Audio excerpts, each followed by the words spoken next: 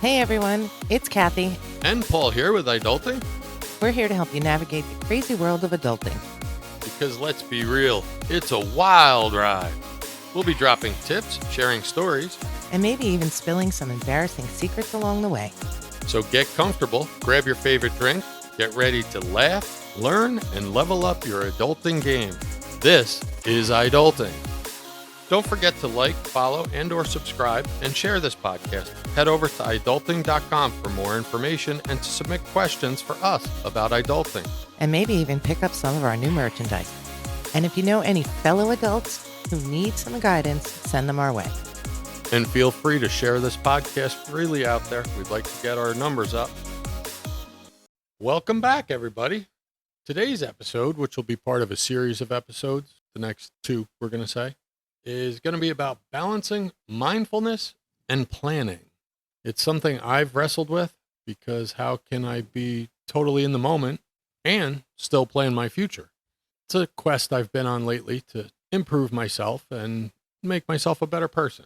So when I heard about mindfulness and meditation, I was like, no way. That's way too frou-frou. Tough guys definitely don't do this crap.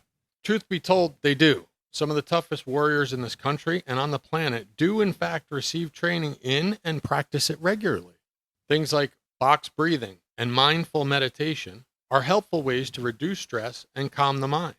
I personally have started doing mindful meditation and simple breath work several years back and have found that it does indeed have a positive impact on my mindset and stress levels. I also at this point can definitively say that it lowers your pulse and your blood pressure. An area I've wrestled with is how to achieve a healthy balance between staying mindful and present in the moment versus the need to set goals and plan. It's no secret, I'm a list guy.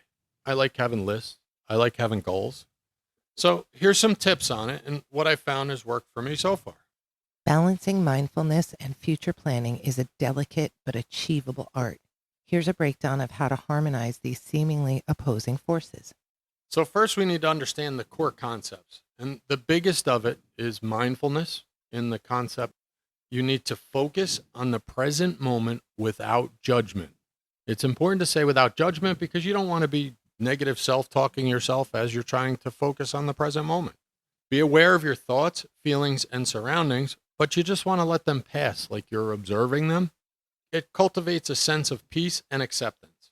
You want to work on planning and goal setting, looking ahead and defining desired outcomes, essentially setting future goals. You want to create strategies and timelines to achieve those goals. Like, I want to graduate high school in 4 years. I want to graduate college in 4 years. I want to get my master's in 2 years. I want to get a promotion at my job in a set amount of time. You want to provide structure and direction. So you need to decide what it'll take to accomplish your goals and then take the steps to do it. How do we find that balance? To me, the first thing was I had to set some time aside. I had to intentionally take some time to plan and goal set. It's important that when you goal set, it creates boundaries to prevent future-oriented thinking from overwhelming the present. What does that mean? It means you set a time where you're going to sit down and you're going to daydream, so to speak, with a pad and pen and write down as if there was nothing stopping you. Where are you going to be in 3 years, 5 years, 1 year, 10 years? You can be as wild and out of control as you want. It's your goals that you're setting. Now, things like school, it's very easy. You want to get good grades, better grades, but you need to specifically state it. Similarly, dedicate time for mindful practices like meditation, deep breathing, and mindful walks. I'm a big fan of mindful walks in nature, by the way. What is mindful planning? You need to approach planning with awareness. Be conscious of your motivations and avoid getting caught up in anxiety and perfectionism. No one is perfect. Recognize that plans can change. Be flexible in your approach, meaning you can have a goal, you can have a desired outcome, you can have a list of steps you need to take, but sometimes life gets lifey and things change. You have to learn to adapt. Consider that planning is a mindful act. It can be a mindful act. When you plan, you're being intentional about how you'll use your time and your energy. You want to celebrate small victories along the way. acknowledging your progress in the present. Regular reflection is also important.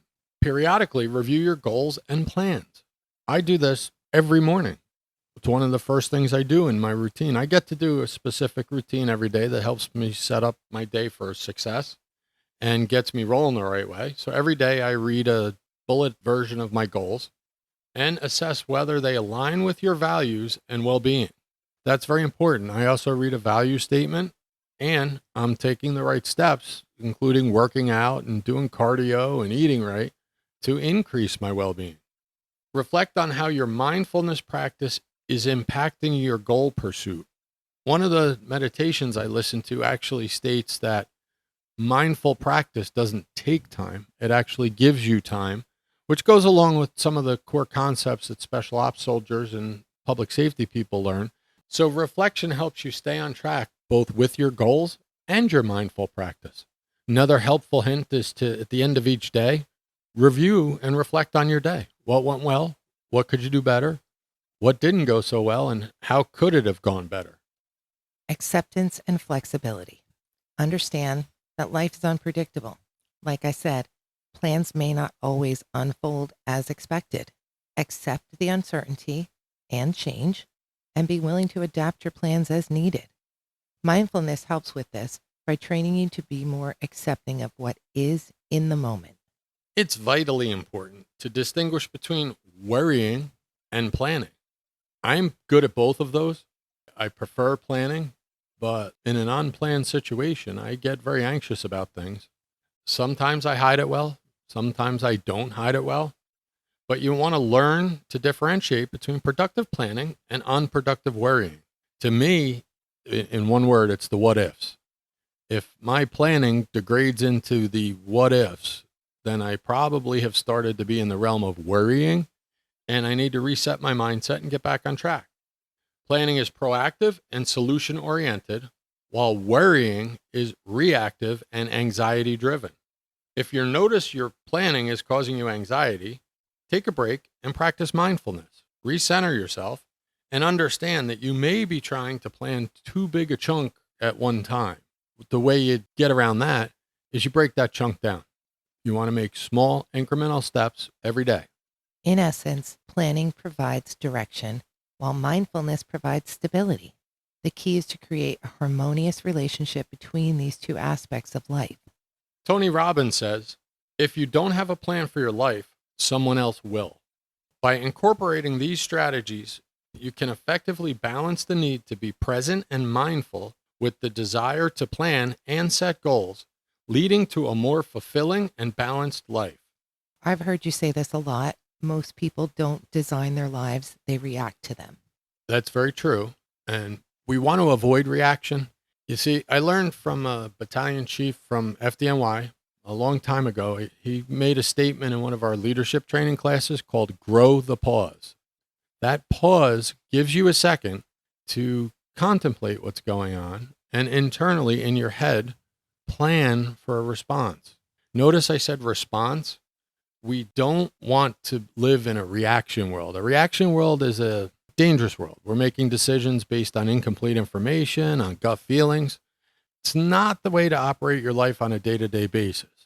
When we're in the midst of an emergency or there's a family crisis, sometimes you do have to react, and you're hoping that through your proper planning that your reactions are good.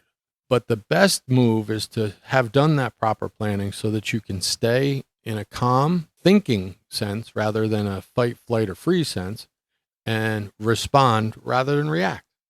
Did you ever notice that there are days where you get out of bed, your phone's already blinging, and the dog is barking, someone's at the door, and your emails are, lighting up your screens. You do all of this, and then you go to work or you go to school and you interact with a ton of people, and you bum rush yourself through lunch because you're so busy.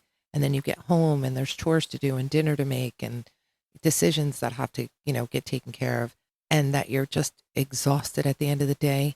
But if you look at your goals or your day as a whole, you feel like you haven't even gotten anything actually accomplished. You haven't moved forward. I actually kind of live that life with a slight difference. I've always had career and professional goals. But for a long time, my professional and family life, it went on autopilot. I felt like life was running me rather than I was running life. And it wasn't until I was able to start picking up these mindful practices and the breath work I do, where I was able to start reclaiming it. The other thing I say that's very related to this is self-care is survival. Self-care isn't selfish. What the self-care is enabling me to do is to get in the moment, re-engage the plans, recharge, and re-engage life. I'm responding, not reacting. You put in your notes here that don't start a to-do list. Why? We can laugh at this because I've made lists to contain lists. But a to-do list, that just keeps you busy. It's not moving you towards your goals. The best thing you can do is make a smart goal, and then you chunk it down into doable related things, because the mind can't handle any more than 2 or 3 options before getting overwhelmed. So what you want to do is chunk your things down into small, manageable pieces that you can take care of and that don't overwhelm you. A good example of this is, and I'm sure many of you have experienced this, you go to a diner, you're not sure what you want, and it's a 14-page menu. Does that help you? Nope. I recently heard, and I wish I remembered the author I heard this from, he goes into any restaurant that's new, looks at the menu in linear fashion until he finds what he wants, and then he puts it down. He doesn't look any further. He doesn't introduce any other choices because he recognizes that any more than 2 or 3 choices overwhelms the mind. We're not able to do it. And I know a lot of young adults are like, but I can multitask. No, you can't. What you're doing is task switching. And if you add too many tasks, something gets lost. I know he doesn't believe in a to-do list. I've always had every morning get up, especially when I was a stay-at-home mom, make a to-do list of things that needed to get done around my house, and I would check them off. And at the end of the day, I had so many things on my list, there wasn't enough time to get it done. So I switched to a to-done list. Pretty much what I would do is I would get up, know in my mind the things I wanted to get done, get them done, and I would start my list after each thing I accomplished. I would put it on my list, and then at the end of the day, I looked at the list and went, look how much I got done. That seems like a good suggestion. I'm not saying that there's not a place for a list, but as a planning tool, a to-do list just isn't that effective nor that compelling. It's just assigning yourself chores, and who wants to do chores? So if you don't decide that you're going to run your life, someone else is going to run it for you, or life is just going to run itself. A life on autopilot isn't one that you experience the wonder in. It's not one that you are mindfully enjoying the sunrises, the sunsets, the wildlife around you. I get myself caught up in this. I'm driving to work and I often complain about the grind, the treadmill of life. And then when I am in that mindful moment, I realize the world is a beautiful place. I see a sunrise, I see the trees, I see beautiful weather. It's a much more fulfilling experience when I'm running my life rather than being run by my life. Do you think you can call me when you're in that mindset? No, I'm busy. I'm busy being mindful. So here's the way I do it. In the morning, in my routine, first thing I do, I wake up, I think of 3 to 5 things I'm grateful for. I usually do that even before I'm out of bed. Helps me get in the proper mindset. Then as I'm stumbling around the room, I make sure I'm taking a couple of big deep breaths.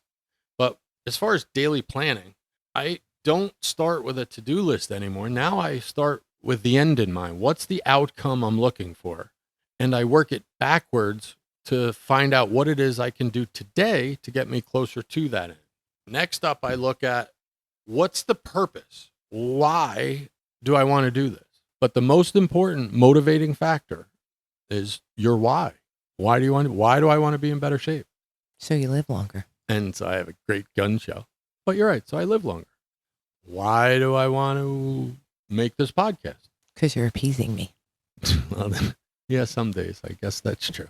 But I would like to improve the lives of millions of people and make life easier for people. For me, and what I would suggest is connect with your whys. You'll find they motivate you much more than, oh, I have to. And then after that, you need a massive action plan. Now, that doesn't mean that you're doing all of the steps at once. It means you have to have in your plan definitively, what steps are you going to take? What is it that you need to move the needle? And how to choose the smartest high impact items that will help. And we can talk about the 80-20 rule. Are you familiar with that? Mm-hmm. Okay. So 80% of stuff is done by 20% of the activities. 80% of your results come from 20% of your actions. So what you're doing with your massive action plan is you're distilling it down to find the vital things that are going to actually move the needle. For example, if we talk about going to the gym, or even in my case, because I'm very fortunate, going to the garage gym, which I call Iron Forge, because iron sharpens iron. It's many more steps than that. But if I start thinking about all of them, I talk myself out of it. And none of them are really move the needle type of things. Like if I get up in the morning and I think, oh, I have to put my sneakers on, I have to put my shorts on, I have to put a shirt on, I have to walk all the way down to the garage, I have to put the weights on the bar. No, don't think that way. Thinking that way talks your subconscious out of it. What I think about is I have to go lift. One step, not all those other steps. So we have a challenge for you. We would like you to pick one area of your life that you want to elevate right now. Your health, your business, your relationships, anything. Then ask yourself, what do I really want here? Why do I want to elevate this area? And what's my plan to make it real? Because this is your life. What you need to do is focus your energy, focus, and strategy. If they're all aligned on what matters most, that's where breakthroughs happen. This is where you take control and you're driving your life. I challenge you, do it and be mindful. Take time to smell the roses. Don't lose yourself in the progress, or there is no fulfillment at the end. You just get there and go, okay, I'm here. Now what? So stop reacting. And start responding. Stop managing your time. And start planning your time. Start designing lives that are rich in meaning, purpose, and joy. We believe in you, and we know times are challenging. I know this. We seem a little lectury, and that's not the intention of this. We're truly, very selfishly, actually hoping that our children miss some of the hard spots that we had and their friends. A benefactor of that is all the adults that are out there listening. Just remember, you've got this, adults. Keep your head up, your spirits high, and keep adulting with us. Go forth and conquer the world, or at least your to-do list. And don't forget to like, follow, and or subscribe. Tell your friends, share the podcast, and head over to iDulting.com for more information and to connect with us. See you on the next episode. Be safe.